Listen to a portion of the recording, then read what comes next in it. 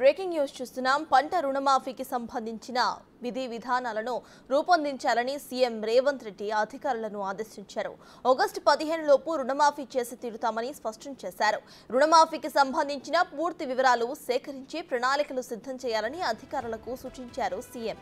పంట రుణమాఫీ ఇతర అంశాలపై వ్యవసాయ సహకార శాఖ అధికారులతో సీఎం సమీక్షను నిర్వహించారు. ఈ సమీక్షలో డిప్యూటీ సీఎం భట్టి విక్రమార్క, మంత్రి తుమ్మల నాగేశ్వరరావు, సలహాదారు వేం నరేందర్ రెడ్డి, ప్రభుత్వ ప్రధాన కార్యదర్శి శాంతికుమారితో పాటు పలువురు అధికారులు పాల్గొన్నారు. అసెంబ్లీ ఎన్నికల్లో రాష్ట్రంలో కాంగ్రెస్ పార్టీ ప్రధాన ప్రచార అస్త్రం పంట రుణమాఫీ. అయితే ఆగస్టు 15 లోపు సంపూర్ణ రుణమాఫీ అని చెప్పిన సీఎం రేవంత్ రెడ్డి ఆ దిశగా పంట రుణమాఫీతో పాటు ఇతర అంశాలపై అధికారులతో సమీక్షను నిర్వహించారు.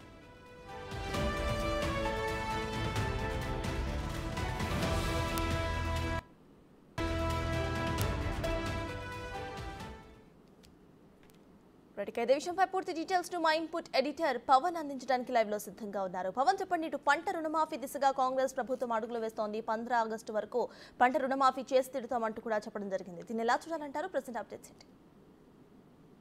ఇచ్చిన ప్రతి హామీను నెరవేర్చేందుకు కాంగ్రెస్ పార్టీ ప్రయత్నిస్తుంది. ఇప్పటికే అటు మహిళలకు ఉచిత ప్రయాణం కావచ్చు, మహాలక్ష్మి పథకం కింద వాళ్ళందరికీ ఇచ్చిన హామీ మేరకు అన్ని హామీలు కూడా నెరవేరుస్తూ వచ్చింది.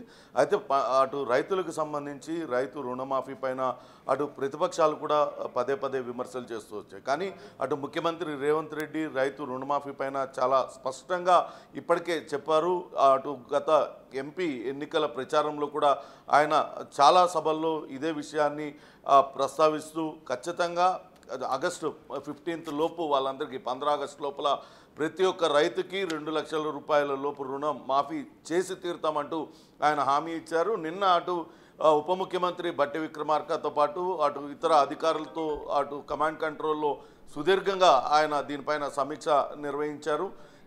ఈ ఆగస్టు 15 లోపు ఎంతమంది రైతులు రుణమాఫీకి అర్హులు ఉన్నారు, లబ్ధిదారులు ఎంతమంది అవుతారు, దానికి సంబంధించిన బడ్జెట్ ఎంత అవుతుంది, తదితర వివరాలన్నింటినీ కూడా వెంటనే తనకు చెప్పాలంటూ నివేదిక ఇవ్వాలంటూ అధికారులకు ఆదేశాలు జారీ చేశారు. దాదాపుగా 2 లక్షల లోపు రుణమాఫీ పొందే రైతులు ఎవరెవరు ఉంటారు, బ్యాంకర్ల దగ్గర నుంచి ఎంత రుణం తీసుకున్నారు, బ్యాంకుల నుంచి ఎంత పూర్తి వివరాలు సేకరించాలంటూ అధికారులకు ఆదేశించారు. కేవలం అటు జాతీయ బ్యాంకులే కాకుండా సహకార సంఘాలు ఏదైతే జిల్లాలలో ఉంటాయో డీసీబీ బ్యాంకులు, ఇతర సహకార సంఘాల నుంచి కూడా రైతులు తీసుకున్న రుణాల వివరాలన్నింటినీ కూడా పూర్తి స్థాయిలో తనకు అందజేయాలంటూ ముఖ్యమంత్రి రేవంత్ రెడ్డి ఆదేశించారు. ఎట్టి పరిస్థితుల్లో కూడా ఈ ఆగస్టు 15 లోపు మొత్తం అందరు రైతులకి రుణమాఫీ జరిగే విధంగా చర్యలు తీసుకునేందుకే నిన్న ఆ సమీక్ష సమావేశం నిర్వహించారు.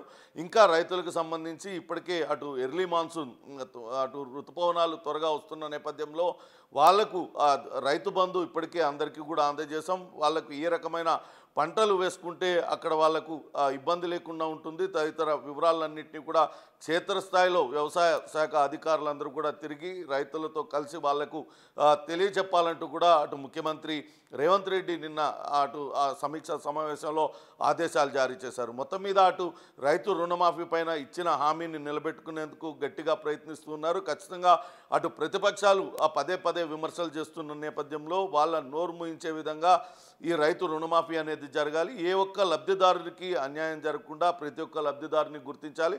అందుకు జాతీయ బ్యాంకులే కాకుండా సహకార సంఘాల నుంచి రుణాలు తీసుకున్న రైతుల వివరాలు కూడా సేకరించాలంటూ ముఖ్యమంత్రి రేవంత్ రెడ్డి నిన్న కమాండ్ కంట్రోల్ రూమ్లో చేసిన సమీక్షా సమావేశంలో అధికారులకు ఆదేశాలు జారీ చేశారు. సర్తాజ్, రైతు రుణమాఫీలో కట్ ఆఫ్ డేట్ కూడా ఒక కీలకమైన అంశం అని చెప్పాలి. అయితే ఈ కట్ ఆఫ్ డేట్కు సంబంధించిన అప్డేట్ ఎప్పటి వరకు వచ్చే ఛాన్స్ ఉందనుకోవచ్చు? అయితే ప్రస్తుతం దాని మీదే అటు అధికారులకు ఆదేశాలు జారీ చేశారు.